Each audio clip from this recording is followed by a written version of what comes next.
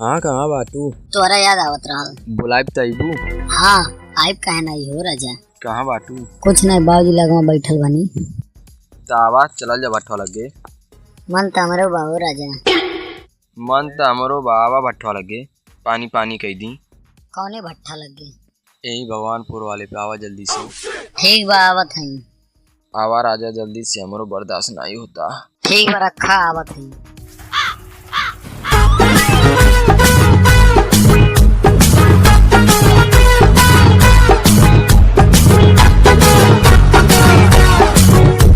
ए बेटी कहाँ जाते?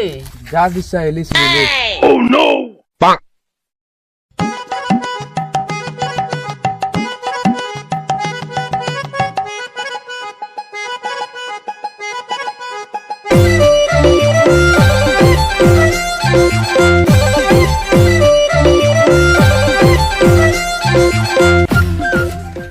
मजा आ जाई।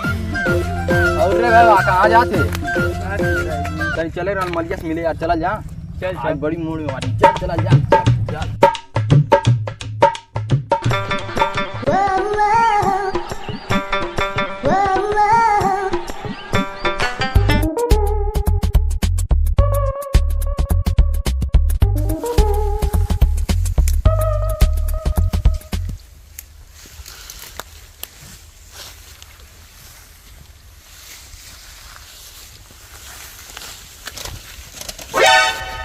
कबले आई रही है, मैं के तो काम चल जा आ गई लो।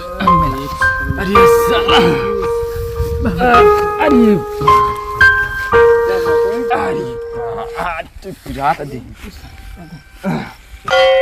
मलिया आ गई, मलिया आ गई। मलिया जाती केहू आई तो मैं कह के बता दीजिए। चल ठीक बा, समझ गई ले? ठीक बा चल ठीक बा।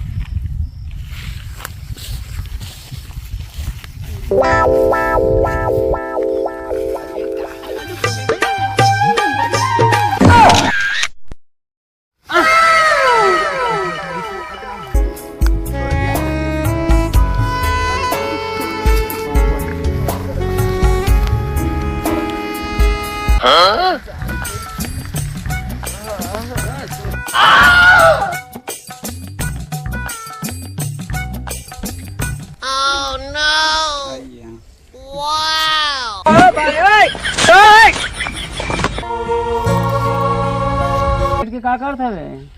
बस बकरा बकरा चरात ही। अरे बकरा बकरिया कहाँ बाटे? है घर से हम चरा तट्टे। चल ठीक बा, चले देता हम देख ले।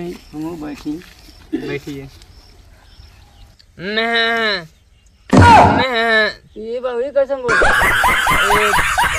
बकरा देखा दी कहाँ आते हैं। आपसे भाग अपने घर और